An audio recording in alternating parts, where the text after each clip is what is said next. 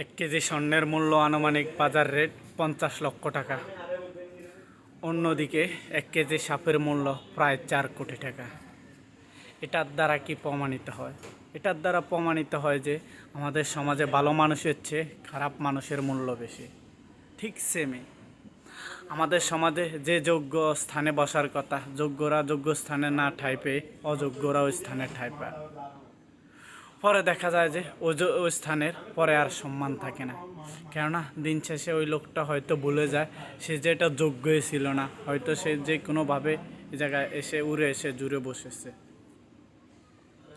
তাই আমি মনে করি আমাদের সমাজে যে যোগ্য লোক যে জায়গায় বসার কথা তাকে ওই জায়গায় স্থান দেওয়া দরকার, কেননা পরে দেখা যায় এর জন্য পুরো সমাজ প্রস্থান লাগে। আপনি প্রথমে প্রতিবাদ না করে যদি পরে প্রতিবাদ করেন তাহলে এর কোনো সুফল আপনি পাবেন না, কেননা ওই স্থান তো দখল হয়ে গেছে। তাই ওই স্থান শূন্য থাকা অবস্থা আপনাকে লড়াই করতে হবে যোগ্যকে যোগ্য স্থানে বসানোর জন্য। আর আমাদের সমাজে যদি যোগ্যরা যোগ্য স্থানে না বসতে পারে তাহলে ওই স্থানের অপব্যবহার হওয়াটাই স্বাভাবিক। ওই দিন শেষে দেখা যায় যে 1 কেজি স্বর্ণের মূল্য 50 লক্ষ টাকা হলে অন্যদিকে দেখা যায় যে 1 কেজি বিষের মূল্য প্রায় 4 কোটি টাকা।